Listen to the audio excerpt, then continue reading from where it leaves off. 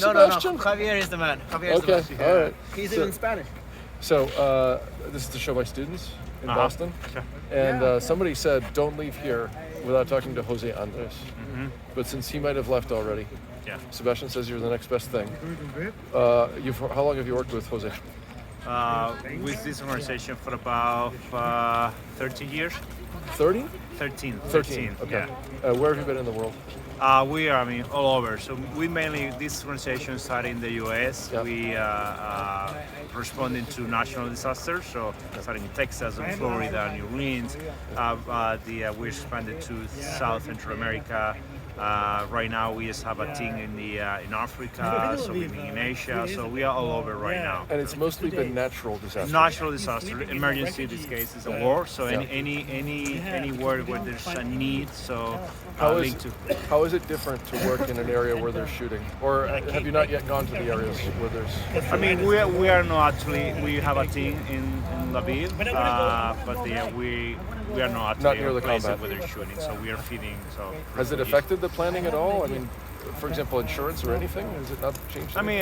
The logistics of feeding people during a war zone definitely are different, but we are trying to do as safe as possible.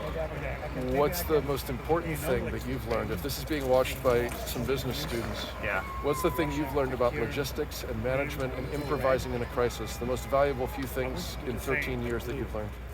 Well, that's the good question. So one of the things that make our organization unique is that we can adapt, we can improvise. There are no two disasters are the same. The response is always different. So the one thing, even having systems in place, we have to have enough level of flexibility so we can adapt. So having the teams structured in a way that they can be challenged and in a way that they're empowered to take risks, to adapt, to try new things, and also in a way that sometimes it doesn't work, but we believe that as long as you try hard, trying is rewarded. So our teams are always trying. Our logistics, for example, this work right now, getting trucks across the border hasn't been easy at all. We are producing food, anticipating the disruption on the supply chain in Poland. We are bringing food, preparing food in Spain and all over Europe. So we anticipated that eventually the supply chain is gonna have some issues here in Poland. So we're trying to diversify a pool of food that we're cooking.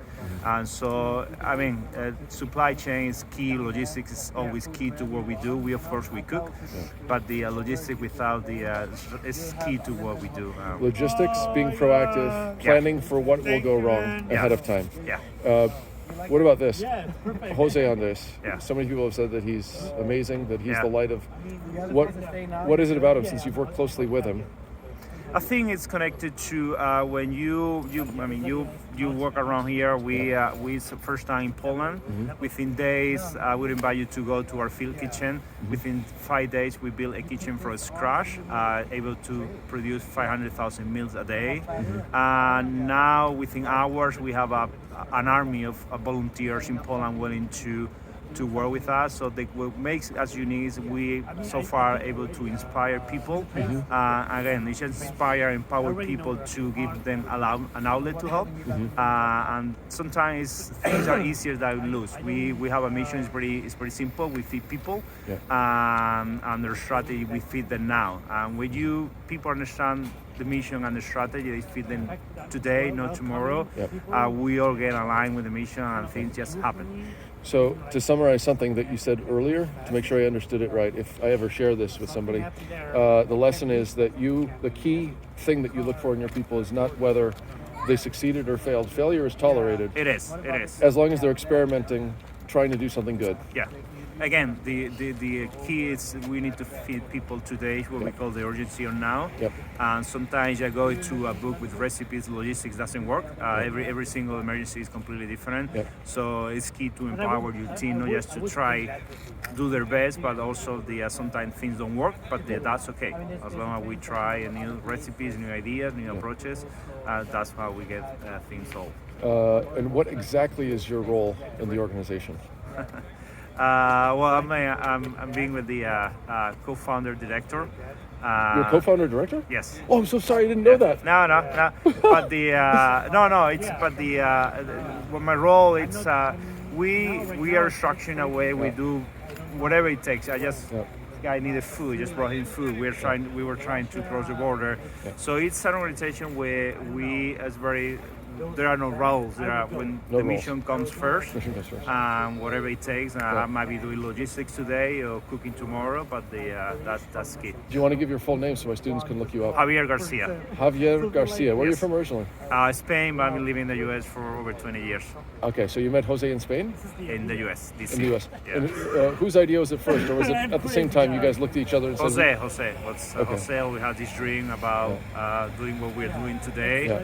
And he's a guy that has the power of inspiring, which is key. So what is it? Yeah, what was it? Why? And by the way, was he already sort of a star chef, and that's why he became the public No, I face? think this has nothing to do with he being a star chef. I think it has to do more with there are people that have the ability, the capacity to inspire others. Yeah. He definitely does, and that's a very powerful tool. Yeah. And to do what we do, when you can inspire people to make them believe, not just make them believe that you see that they change, feeding people when they're hurting is possible. Yeah. And that's very powerful. And he provides an outlet to all of us to fulfill that Got it. dream. Is there a secret to your teamwork with him? Is one person play one role and one person plays the other? Like, are you the person who's maybe he takes care of the being inspiring, but you take care of logistics and practicality? Is there a split? No, I mean, it's so many. I mean, we all play so many different roles. Definitely, Jose provided us the strategy, the goal, the mission, where we're heading. The other ability that he has, he's never happy with what we're doing. He always wants more. So the challenge, he's continually challenging us, challenging himself. So that's why with the if we're feeding 100,000 people tomorrow, he wants to feed 200,000 tomorrow. Got it. So that's what makes us be challenged every day, because as long as there's someone in need, we haven't accomplished our mission. So that's he has the ability to do that too. Okay, last few questions because I want to respect your time. Are you going back to Poland or to And go Ukraine? back to our kitchen. The kitchen. Yeah. Okay. I'm in the area, so I hope to volunteer with you in the next few days.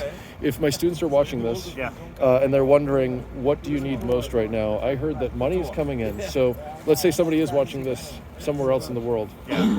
They should go to your website and give money, or? Yeah, definitely should go to our website, see what the opportunities are, and also look into their communities. There are now refugees in Europe. They're going to be eventually to the US too. So refugees, we'll see. We don't know for how long this is going to last. But refugees moving now to different countries in Europe. So look for opportunities to welcome those refugees and help with local organizations.